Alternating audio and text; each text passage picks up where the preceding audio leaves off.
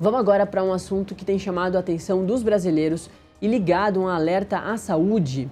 É a Mpox. Até o dia 24 de fevereiro, 81 casos foram confirmados nesse ano, segundo o Ministério da Saúde.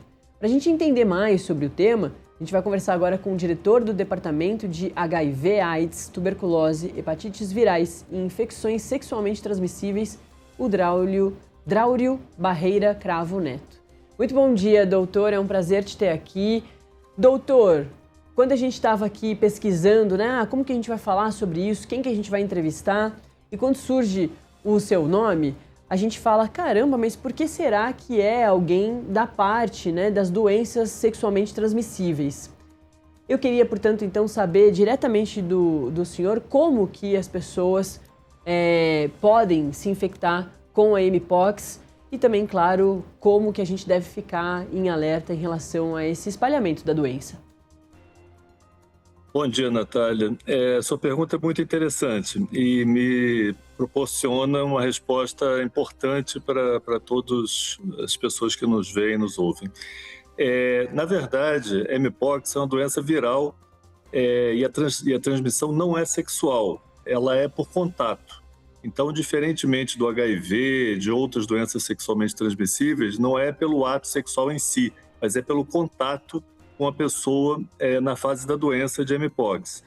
A Mpox, só para que todos possam ter uma ideia, e as imagens estão mostrando, lembra muito a catapora. Ela começa com umas vesículas, umas bolhas, com líquido dentro, como se pode ver nas fotos, depois essa bolha estoura, vira uma casquinha, depois cicatriza. Durante todo esse período, desde o surgimento dessas bolhas até desaparecerem as cascas, a pessoa transmite por contato direto ou também por superfície ou objetos que ela tem usado, uma toalha, uma roupa, enfim. Por que está na minha área? Porque as pessoas que pegam a Mpox são pessoas que estão extremamente imunocomprometidas. Uma pessoa em condições normais de saúde dificilmente pega, e se pegar, ela tem manifestações muito leves. Essas aí que estão sendo mostradas são manifestações já bastante mais avançadas. De modo geral, você tem poucas vesículas se você estiver bem imunologicamente. Mas por que está no HIV/AIDS? Porque as pessoas mais afetadas são aquelas imunocomprometidas, que têm uma imunodeficiência, e são as pessoas vivendo com HIV, mas não só. Pessoas idosas, pessoas que tomam medicamentos que interferem na imunidade, pessoas com diabetes, enfim, pessoas com câncer, pessoas que têm um comprometimento da situação imunológica podem ter casos graves, mas de modo geral são leves ou moderados, tá? Então o contato, novamente, só para que todo mundo saiba, é por contato direto, não é vagina, pênis, ânus, nada disso. É pelo contato com essas bolhas, com essas feridas que a gente vê na pele. Doutor, como que a gente tem que ficar atento, então, né, a esses sinais? É isso, você já disse que são essas bolhas que surgem, mas o que a gente precisa ficar atento? Não só a gente, claro, enfim, a quem está próximo da gente. E Claro. o que tem de tratamento, ou até mesmo de prevenção? Exatamente. Não, eu agradeço muito essa entrevista, porque o que a gente está fazendo aqui é o que melhor pode fazer em termos de prevenção, é informar a população. Tá?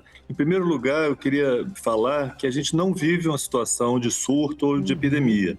Eu até me surpreendi quando tive alguns pedidos de entrevista, porque, de fato, esse ano eu tenho dados mais atuais de ontem, que você citou já de 80 casos, 80 e poucos casos, nós estamos com 88 casos.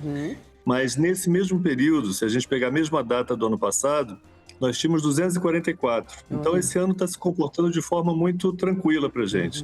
No pior ano, que realmente quando entrou a Mpox no Brasil, que foi 2022, nós tivemos mais de 10 mil casos por ano, o ano inteiro, tá? Então, esse ano vem se comportando conforme esperado. Eu fico feliz no sentido de que a nossa vigilância e a nossa transparência na informação dos dados levam ao monitoramento por parte da imprensa, que informa a população. Então, voltando à sua pergunta, o importante para a gente é que a população esteja informada, que não tenha nenhum pânico e desespero, porque não é motivo para isso. Realmente, para as pessoas imunodeficientes, exige mais cuidado. E qual é o cuidado? Ao ter uma pessoa conhecida, relacionamento sexual ou não, parente, amigo, e você veja essas bolhas, essas feridas que lembram desculpa, a catapora. Eu falei aqui varíola porque o nome original foi varíola, mas não a varíola que a gente conhece, né?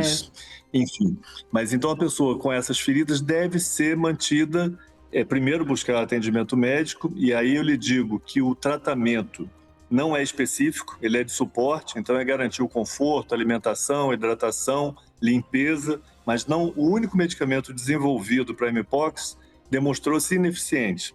Então não há medicamento específico. O tratamento é o tratamento como qualquer outra doença viral que você precisa dar suporte, hidratação, cuidado. Tá? E só o cuidado em países que são realmente afetados pela mpox, como a República Democrática do Congo, demonstra que a letalidade em ambiente hospitalar é mínima. O problema realmente são as infecções secundárias e complicações que surgem a partir de pessoas que vivem situações de muita vulnerabilidade social. Então a gente está vendo aí essa tragédia em Juiz de Fora. Então você imagina pessoas que vivem em situações degradantes e em situações de guerra ou refugiados de um país para outro. Nesses cenários, a mpox tem um papel muito mais virulento mesmo e com a letalidade muito maior.